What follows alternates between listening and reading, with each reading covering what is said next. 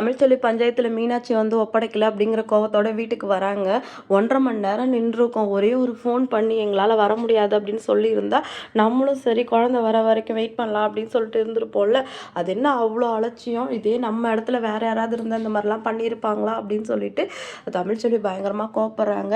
சரி அத்தா அவங்க இடத்துல இருந்து யோசிச்சு பாரு. நம்ம வந்து அடுத்தவங்க இடத்துல இருந்து யோசிச்சு பார்க்கணும். உனக்கு கோவம் வராது அப்படின்னு சொல்லிட்டு அவங்க அப்பா சமாதானப்படுத்துறாரு.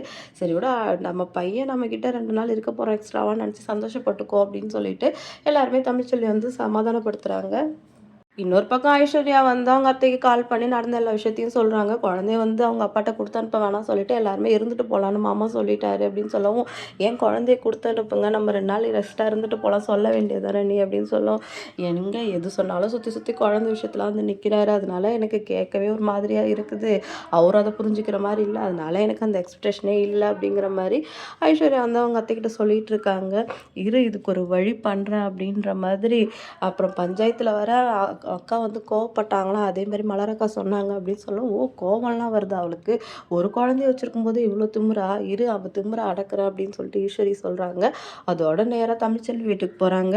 அவங்க தங்கச்சி தனம் தான் இருக்காங்க. மித்த எல்லாருமே வெளியில போயிருக்காங்க. இப்ப அவங்க கிட்ட வேணும்னே வம்பு இழுத்து வீட்டுக்கு வந்தவங்கள வா சொல்ல மாட்டியா? உட்கார சொல்ல மாட்டியான்னு கேட்டுட்டு உங்களுக்கு ரொம்ப தாகமா இருக்கு. போய் ஜூஸ் வாங்கிட்டு வான்னு சொல்லி தனத்த வெளியில அனுப்பிச்சிடுறாங்க. அவங்க அப்படி கிளம்பி போனோனே அழகர தூக்கிட்டு வீட்டுக்கு வந்துடுறாங்க. அழகர தூக்கிட்டு ஈஸ்வரி வீட்டுக்கு வந்தவுடனே வீட்ல இருக்கிறவங்க ஷாக் ஆயிடுறாங்க. "இவன எப்படி நீங்க தூக்கிட்டு வந்த?" சொல்லவும், "அது தமிழ்ச்செல்வி வீட்ல போய் தான் தூக்கிட்டு வந்தேன். இன்னைக்கு திங்கட்கிழமை தானே, அழகர் நம்ம வீட்டுக்கு தானே வரணும்." சொல்லவும், "மீனாட்சி தான் நம்ம கிட்ட தானே இருக்கா. குடுத்துட்டு தானே நம்ம அழகர வாங்கணும். ஏன் இப்படி பண்ண? தமிழ்ச்செல்வி ஆல்ரெடியே கோவத்துல இருக்கா." அப்படி சொல்லவும், "நீங்க தான் அவளுக்கு பயந்து நடுங்குறீங்க. அவ ஒண்ணும் அந்த அளவுக்கு ஒர்த்து கிடையாது. குழந்தை நம்ம வீட்ல தான் இருக்கணும் அப்படின்னு சொல்லிட்டு ஈஸ்வரி பிடிவாதமா பேசுறாங்க. அதுக்கு வீட்ல இருக்கிற சேதுபதி அத்தையும், ஆமா தமிழ்ச்செல்வி கிட்ட வந்து ஒரு குழந்தை இருக்கணும்ல. நீங்க எப்படி போய் தூக்கிட்டு வந்தீங்க? இதனால என்ன பிரச்சனைலாம் வரப்போதோ அப்படின்னு சொல்லிட்டு, அவங்களும் வந்து ஈஸ்வரிய திட்டுறாங்க. ஆனா யார் பேச்சையுமே இவங்க வந்து காது குடுத்து கேட்கிறதா இல்ல. இன்னொரு பக்கம் வந்து தமிழ்ச்செல்வி வீட்டுக்கு போறாங்க. அழகர காணோம் அப்படின்னோனே பயங்கரமா ஷாக் ஆயிடுறாங்க.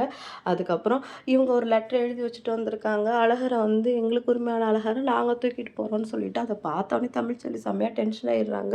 அதோட கோவமா கிளம்பி ஈஸ்வரிய பார்க்கறதுக்காக போறாங்க. ஒழுங்கு மரியாதையா அழகர என்கிட்ட குடுத்துருங்க அப்படின்னு சொல்லவும், உன் திமிர அடக்குறேன்டி. இனிமே 2 குழந்தையும் நீ பிரிஞ்சு தான் இருக்கணும் அப்படின்னு சொன்ன உடனே தமிழ்ச்செல்விக்கு வந்து செம்மையா கோவம் வந்துடுது. இன்னைக்கு எபிசோட் வந்து இதோட முடிஞ்சிடுது. நாளைக்கு வந்து தமிழ்ச்செல்வி ஈஸ்வரிக்கு என்னலாம் பதிலடி குடுக்க போறாங்க அப்படின்னு சொல்லிட்டு வெயிட் பண்ணி பார்க்கலாம். பாய்.